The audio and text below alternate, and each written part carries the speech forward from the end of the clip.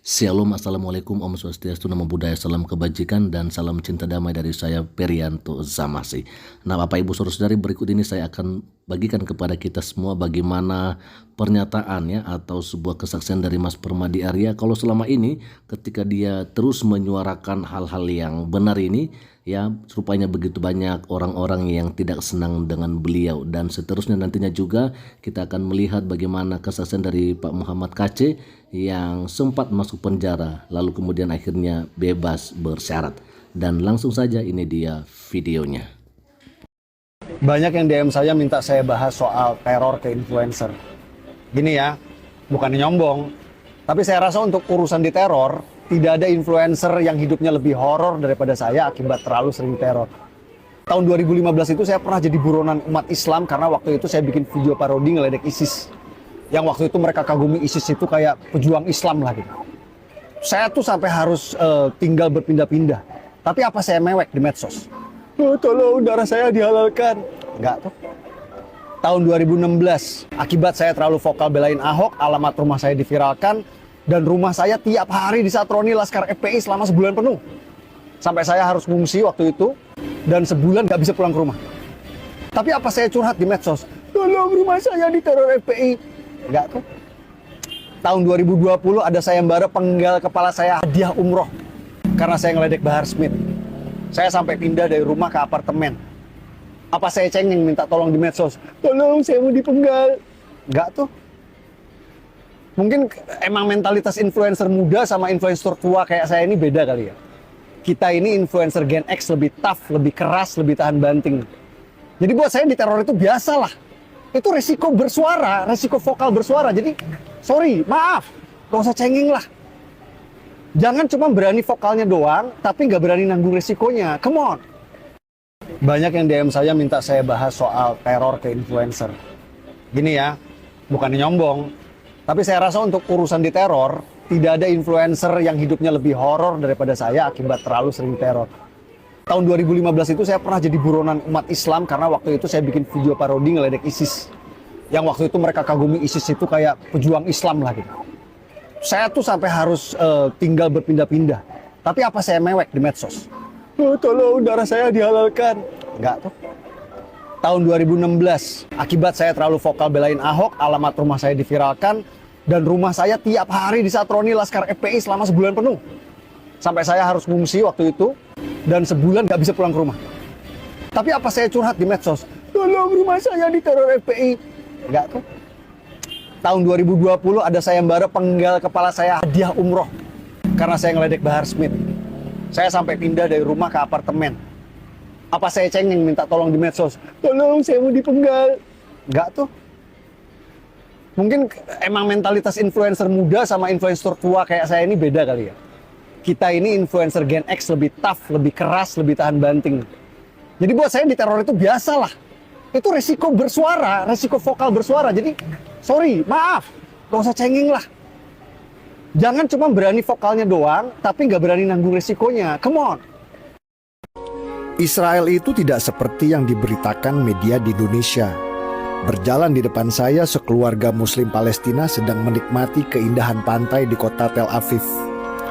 Muslim Palestina dan Yahudi Israel hidup damai berdampingan seperti saudara. Tidak ada penindasan, apalagi genosida. Muslim bebas buka toko di pasar-pasar atau mall, berjualan dan berdagang. Tidak ada diskriminasi.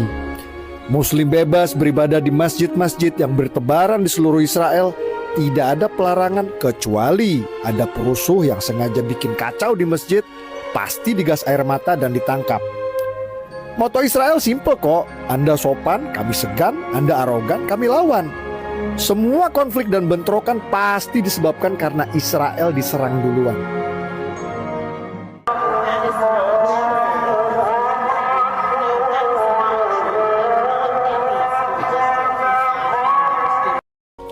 Israel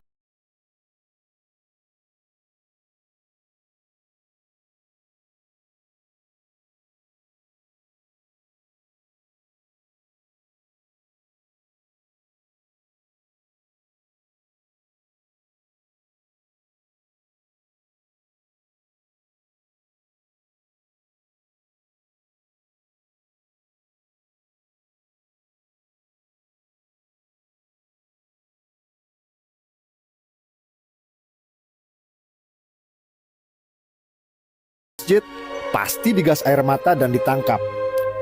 Moto Israel simple kok, Anda sopan, kami segan, Anda arogan, kami lawan. Semua konflik dan bentrokan pasti disebabkan karena Israel diserang duluan.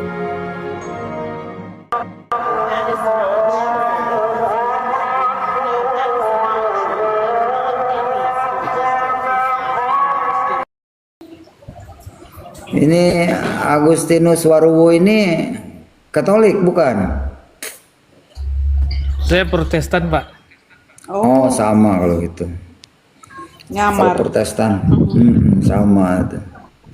Sama Protestan. Tapi bukan Prosetan, bukan.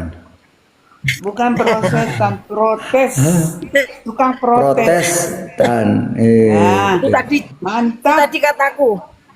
Kataku loh Pak Oce. Jangan prosetan. Itu kataku loh tadi. Oh iya. Makanya. Protes. Harus pro Yesus. Pro Yesus. Ibu-ibu kasih tamu dulu mungkin mau menyampaikan apa ya kerinduan sama Ya, kita ya. ini. Ya, mungkin ada kerinduan Agustinus atau Pak Sarharjo Sob, silakan. Kita selalu menghargai tamu. Tuh, Bu Risma. Oh iya, Bu Risma, selamat malam Bu Risma, selamat bergabung. Selamat malam Bu Risma. Shalom, Bu Selamat Risma. bergabung. Shalom. Salam. Bu Risma. Salam Bu. Kenapa Ibu bingung ya Bu? Kalau bingung begini nih Bu. Bu, kalau bingung begini. Biasanya orang bingung begini nih. Jangan bingung, Ibu. Aduh. Ayo Bu. Ibu sudah sampai. Udah sampai ke tujuan Bu. Iya, Bu Risma. Bu Risma. Shalom. Bu Risma. Salam kenal, Ibu. Oh, di mute nih. Enggak lagi kerja dia. Wow, Berisik. loncat. Bu, berisik soalnya lagi kerja dia. Menang untuk uang. Ih, jangan dekat sini. Aku ya keluar. Halo. Donasi, selamat malam. Malam selamat. Iya. Dari Islam ya? Selamat ya. Aku kenal nih Pak. Iya. Iya. Nggak kenal ya? Kenal dari mana? Memang kalian kerja di kelurahan, kenal-kenal KTP orang. Orang Betawi nih Pak Kace. Iya. Pak Nggak Kace. apa-apa. Pak Kace. Iya. Kenapa? Nanti saya hubungin ada orang mau wawancara. Di mana? Ada teman aku di Jakarta lah. Nanti tapi telepon aja. Jadi dia mau apa sih? Saya bilang saya kenal sama Pak Kace. Pak Kace itu biasa kami jalan gayanya gaya penginjilan anak jalanan toh. Nggak usah pakai berdasi tapi pakai berfirman. Iya, betul. Siapa namanya? Ada tadi baru telepon nanti sama ini ya. Nanti tanggal 12 kalau jadi Pak Kace kan hadir tuh acaranya Murtadin. Nah orang tersebut juga mau ketemu Pak Kace. Kita mau biasa apa namanya tuh ngobrol-ngobrol lah, ya kan?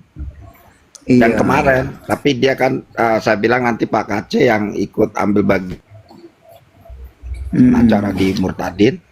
Boleh kita habis itu bicara. Boleh. Atau nanti di waktu khusus kita bisa saling diskusi. Iya, boleh.